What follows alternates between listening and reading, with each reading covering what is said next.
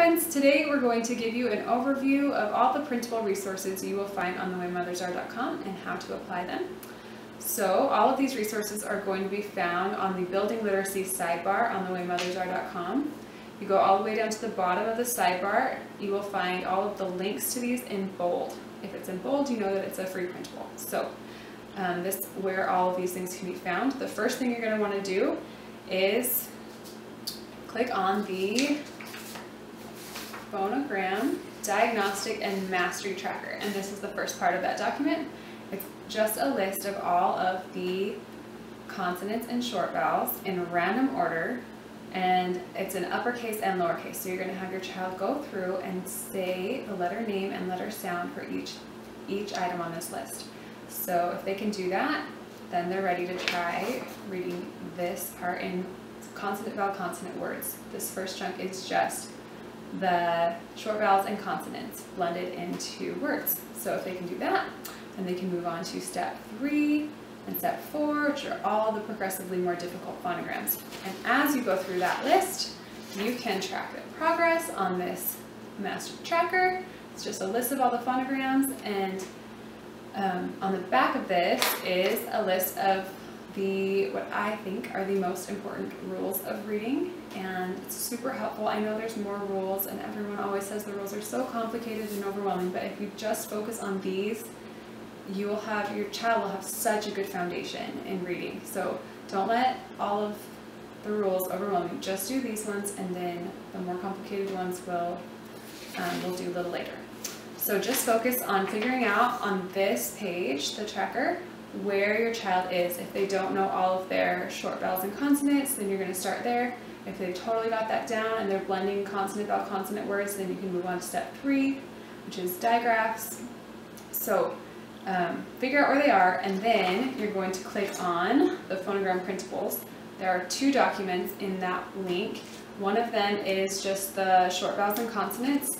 They each have an upper and lowercase, and then a reminder picture on the back of what the sound is.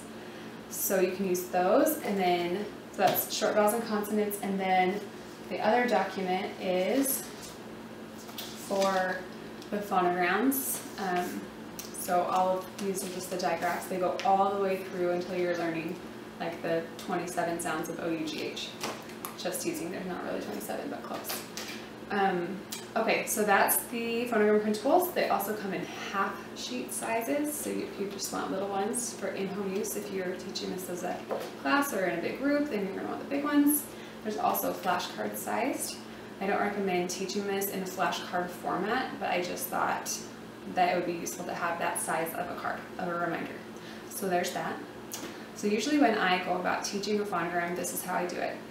I show them the reminder. Let's do OO for an example. OO is a great one. Super common digraph. So OO says oo, and O. And we remember that because we put our boot on our foot and we walk out the door. Okay, so for every phonogram there's a little mnemonic or reminder. It teaches you all of the sounds of that phonogram. So when you teach this, you can decide if your student is ready to learn all 3 sounds at the same time, or if you just want to kind of simplify and focus on the most common sound, which is usually the first sound in the mnemonic, in this case, oo. So we're just going to do that today for this example. So you're going to give them the reminder, they're going to have it right in front of them, and they're going to trace with their finger, O, O, and while they do it, they're going to say the sound that you want them to learn. So oo, ooh, or they can say ooh, ooh, ooh, ooh, ooh. Either way, it doesn't matter as long as they're getting that. So they trace it on the paper like this, like that. And then you hide this and have them do it on the table 3 times. Ooh, ooh, ooh, ooh, ooh, ooh, ooh. Then they're going to do it big in the air. Oh, ooh, ooh, ooh, ooh, ooh, ooh, ooh, ooh, ooh, ooh. Okay, and then you say oh says, and they say ooh. Got it. Okay. So once they've had that's like their little lesson to be exposed to the phonogram, then you can click on the word list document, and you will find these cute little word lists. For every sound that a phonogram makes, there is a separate word list. So here is a whole list for OO saying ooh. So I'm going to pull out this list and I'm going to run them through all of the words here. So they're immediately learning and then applying.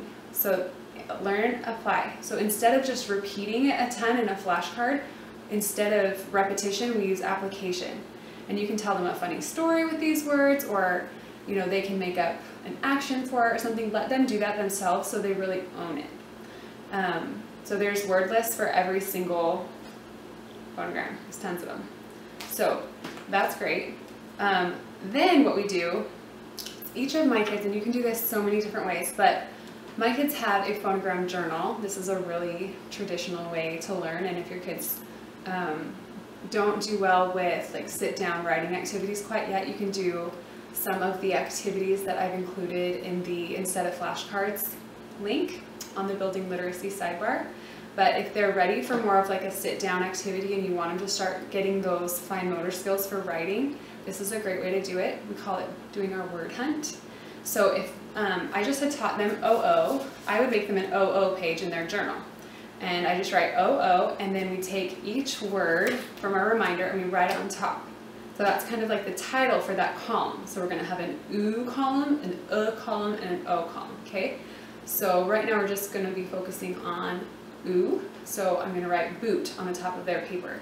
And then I'm going to go back to all of that really awesome literature that I've been reading them, stories, really beautiful picture books, all of those things that they already love. And we're going to listen for that sound to see if we can find it in all of those stories. And when we do, depending on what level your child is at, you can either just read and have them listen, and they'll have to point out, oh, I heard my sound, I heard ooh. Then they collect that word and they put it in their notebook. And you can do this at a variety of levels. So for my little guy, I don't make him listen, like he's listening to the story, but if I find a word that he is hunting, a phonogram that he's on hunt for, I'll point it out to him and I'll say, oh, I hear your letter, I hear your letter team, and I hear your sounds. And he'll get so excited and he'll run and get his notebook and he'll want to write it down. And he doesn't quite have those writing skills yet, so I will write it for him and then he'll trace it. And then for my older kids, I will spell it to them because I want everything in their notebook to be accurate so they can use it as a reference. When we're just doing letters to grandma or letters to friends or something like that that's less formal, I let them use their imagination for spelling because I want them to be able to hear the word and try to figure out what their knowledge is to get the spelling, you know, and it doesn't have to be perfect. But for this, I just spell it to them, or you can have them copy it. Like you can write it out big for them and then they can copy it. So there's tracing, copying, or you can spell it to them so they have every letter given to them, or you can have them send it up themselves if they're at that level. Either way.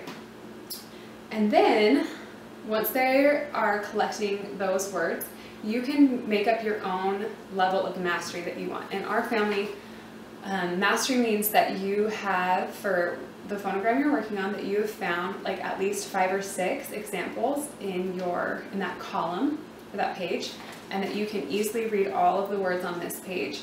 And then once you have mastered it, I reserve the right to, whenever I am reading to them, and I find their team, I can require them to read that word because they own that phonogram now, and they can read that word, and it makes them feel super proud of themselves to be able to really read part of the big book that mom's reading to them.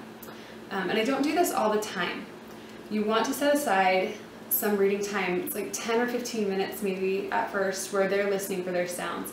And you still want to give them lots of time where they are just listening and enjoying and imagining the story. You don't want this to become a thing that ruins listening to reading out loud. Just set aside a time and say, okay, this is our listening time, or this is our letter team time, or whatever you want to call it, our notebook time, and give them that opportunity, but don't force them to do it all the time. Don't force them to do it ever, actually. I always just ask my kids, do you want to do notebooks? And if they say no, I just read them a story and cuddle them. So either way. And then a few other things that I put up there are just these big cards. So you can do some word building activities. For the early readers, these are just really big. So you can put out a vowel, you know, you can like put a vowel in the middle of 2 consonants and sound out funny words, or try to make little consonant vowel consonant words. And then for more advanced, I made cards that just have all of the phonograms on them. Yeah, they're in crazy orders because my 1-year-old got to them today. But anyways, so these are all the phonograms, and then you can just build words with these little cards. Again, they're not meant to be flashcards. They're just tools for you to like play games with, or you can hide these around the room and they can play flashlight tag with them. There's so many fun games. I just thought I would put those together for you guys so you don't have to make them yourselves, kind of speed up this process for you. So that is, I think, all of the resources that I've created so far. More to come, I'm sure, but I just wanted to give you an overview of how to teach the phonograms, how to keep track of them, and what resources there are for you. So I hope this was helpful, and I hope that you have lots of joy and happiness in your learning.